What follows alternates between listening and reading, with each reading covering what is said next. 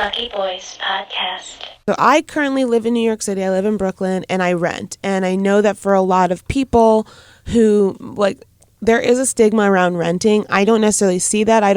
I grew up in a house in the suburbs, in two different suburbs throughout my childhood, and I was always taught or preached the value of home ownership, especially being a child of immigrants. It's part of the American dream story for a lot of people.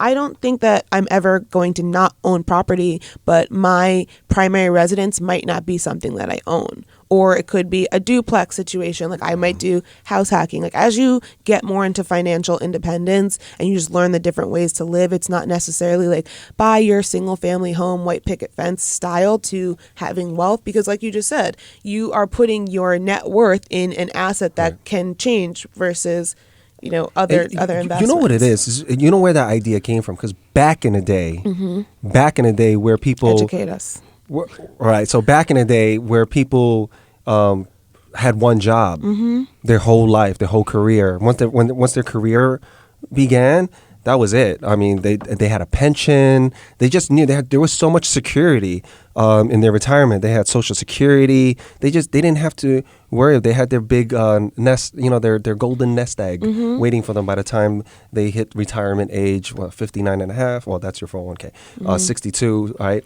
So. And keep in mind, homes are so much cheaper. Cost of living, even when you do the dollar ratio, everything, it's way cheaper back then. It was just way cheaper. So it made sense to own your home. Now, if you look at a place like major high cost cities in America, Hawaii, San Francisco, LA, New York. It sometimes makes a lot more sense to rent. And it's almost borderline crazy because let's just say in most homes, respectable homes in New York City, and they're really small, for 600 square feet, it's about maybe $1 million plus. Okay, if it has a wall that you can divide and call it a bedroom, it's north of $1 million. If it's a studio, fine, you'll probably find something between $800 and $1 million condo.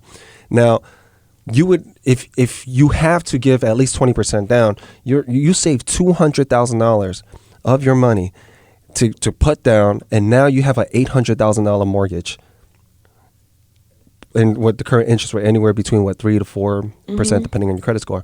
That's insane. That's about $5,000, and then you got to do your maintenance, condo fee, insurance, electrical, heat, all that stuff. And then your social lifestyle. Yeah. So now you're in the hole guaranteed $6,000 to $7,000. You got a really small home, a little box like this, right? And $6,000 to $7,000 in a hole with very little saved up, but a large part of your capital locked up. It's locked up, asset. And it's not even considered an asset nowadays because if it's not, it's a liability. You have to pay money to maintain your home. Right. If it's not generating income for you, it's a liability. Yeah. So if you, unless you're renting a room out or something like that, but house hacking, you mentioned. If you're just living with your family, your kids aren't paying rent. Right. So you're not really making money. They're forcing you to pay more.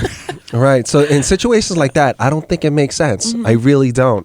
So renting, when I hear people renting, it's a different age. It's a different way of being where things are, the rules are constantly changing. What made sense 10 years ago does not make sense anymore now in the way we do business, in the way we purchase homes, in the way relationships and people are meeting these days. I mean, it's the game's changed. Yeah. And I will say, there's nothing wrong with owning a home, but you have to think about how that makes up your whole portfolio, like what you were saying. Like if your net worth is $1 million, but 800,000 of that is tied up in your home, and if something happens and you needed to get money quickly, how long does it take a house to sell? And you're not getting all of that, and then all those different fees associated with it. Like there are ways now, especially, that you could just make money and have a full quality of life, family, kids, all that kind of stuff, and you don't need to have a home that you own to live your best life.